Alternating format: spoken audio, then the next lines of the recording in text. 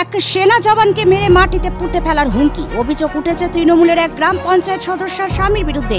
শুধু তাই নয়, সেনা জওয়ানের দিদিকে মারধর করে কান ছিঁড়ে দেওয়ার অভিযোগ উঠেছে পঞ্চায়েত সদস্যের বিরুদ্ধে। ঘটনাটি ঘটেছে মালদার মানিকচক থানার এনায়েতপুর অঞ্চলের মোহনা এলাকায়। অভিযোগ, ওই এলাকায় রাজ্য সড়কের প্রায় 18 শতক জমি কেনার জন্য সেনা জওয়ান মোহাম্মদ শাহজাহান আলীর জমির মালিকের সঙ্গে চুক্তি করে কিছু টাকা বায়না হিসেবে দেন। সেই খবর জানতে পেরে তেলেবেগুনে জ্বলে ওঠেন স্থানীয় তৃণমূলের গ্রাম পঞ্চায়েত সদস্যা সালমা সুলতানার স্বামী আনোয়ার আলী। অভিযোগ, আনোয়ার আলী প্রথমে সেনা জওয়ানকে চুক্তি প্রত্যাহার করে জমি ছেড়ে দেওয়ার জন্য ভয় দেখান, কিন্তু সেনা জওয়ান রাজি না হলে তাকে ফোন করে মেরে মাটিতে পুঁতে ফেলার হুমকি দেন। শুধু তাই নয়, বিষয়টি নিয়ে উত্তেজনা চরমে উঠলে সেনা জওয়ানের দিদিকে মারধর করে কান ছিঁড়ে দেওয়ার অভিযোগ ওঠে পঞ্চায়েত সদস্যের বিরুদ্ধে। ঘটনার পর আহত দিদি মানিকচক থানায় লিখিত অভিযোগ দায়ের করেন। Bureau report, news 24 Bangla. সাইডে জমি ছিল, ওই জমিটা আমার মামা আর আমার ভাই কিনেছে, বাইনাও দিয়ে দিয়েছে। টাকা দেওয়ার পরে কাগজপত্র সব আছে ওর কাছে। জমি দেওয়ার পর ওই এসে এখানে বলছে যে তোর ভাইকে বারণ করে দি, এই জমিটা নিবে না। ছোট বলছে। ছোট মেম্বার। কোন দলের মেম্বার? তৃণমূলের। হ্যাঁ, ওর বউ। তো বলছে কি তোর ভাইকে বারণ করে দে, এই জমিটা নিবে না। যদি জমি নিলে তোকেও মার্ডার করবো আর তোর ভাইকেও করবো। তোর ভাইকে করলে তুই গিয়ে কিছু বলবি না তো? আমি বললাম কি বলবো, ভাই আছে তো ঠিকই লাগবে, আমাকে দেখলে যাব, তোকেও মার্ডার করবো। আমার হাজবেন্ড বাড়িতে নাই, আমার ছেলে একটা পাগল আছে, আর কেউ নাই বাড়িতে। সেই জন্যে আমার বাবা মাকে আমি ফোন দিলাম। ফোন দেওয়ার পর আমার বাবা এসে জিজ্ঞাসাবাদ করতে লাগলো যে কেন এইরকম আমার মেয়েকে গালিগালাজ করছিস ওখানে। ওই জিজ্ঞাসাবাদ করতে গিয়ে বাস ওর বউকে ও বলছে যে ধরে ওকে পিটা।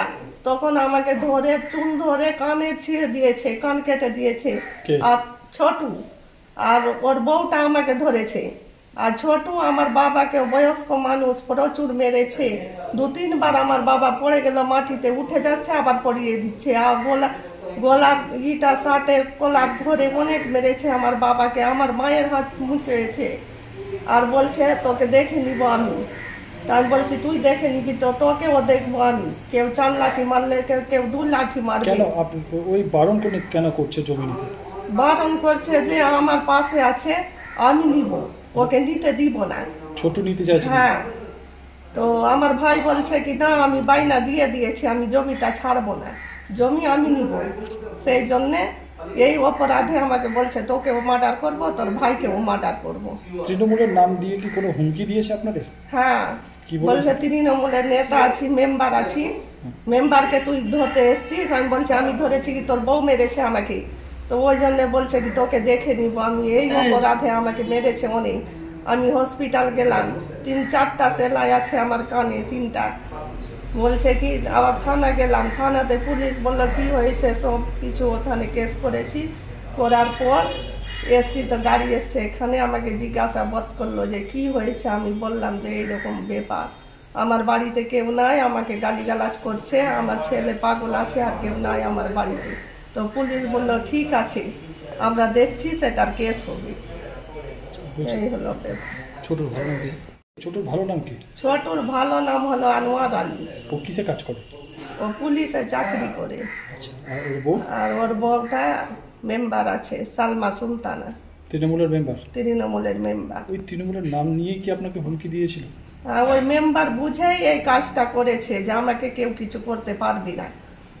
আপনাকে এই যে ঘটনা ঘটেছে তারপরে কি একটু ভয়ের মধ্যে আছেন? হ্যাঁ, ভয় তো লাগে।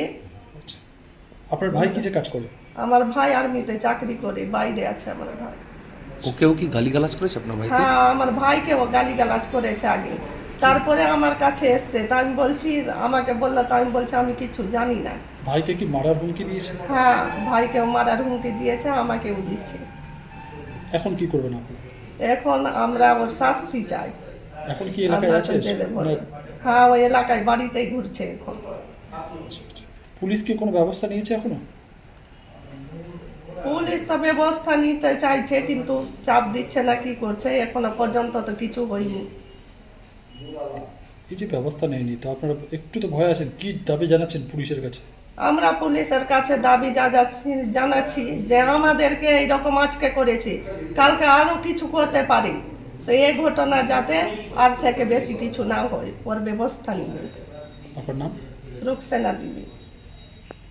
ওর যে মেম্বার আছে তৃণমূলের, ওর দিকে একটা অভিযোগ উঠছে জমি নিয়ে হুমকি দেওয়া এবং দলের নাম ভাঙিয়ে হুমকি দিচ্ছে, কি বলবো? মারধর হচ্ছে। এটা আমাদের ইনায়তপুর গ্রাম পঞ্চায়েতের একজন মেম্বার আছে মোহনা সংসদের, সালমা সুলতানা। তো আমি শুনতে পেয়েছি যে ওনার হাজব্যান্ড একজন আর্মির জওয়ানকে ফোনে হুমকি দিয়েছে। তো হুমকিটা একটা জমির বিবাদ নিয়ে আছে। তো এই যে ওনার হাজব্যান্ড দিয়েছে, তো এর রেসপন্সিবিলিটি কিন্তু দলের নেই। আমি রিসেন্টলি কিছুদিন আগে আমি আমার সবটা মেম্বারকে নিয়ে বসেছিলাম, আর সবটা মেম্বারকে পরিষ্কার করে বুঝিয়ে দিয়েছি যে সামনে 2026 ইলেকশন আছে, বিধানসভা ইলেকশন আছে। আপনারা এমন কোনো কাজ করবেন না কিংবা এমন কোনো কথা বলবেন না যেটা নিয়ে দলকে কথা শুনতে হবে। হয়েছে ঘটনা যেটা হয়েছে যে যাদের সঙ্গে মারপিট হয়েছে ওদের বাড়ি আছে শেখপুরাতে, ওইটাও ইনায়তপুর গ্রাম পঞ্চায়েতে পড়ে।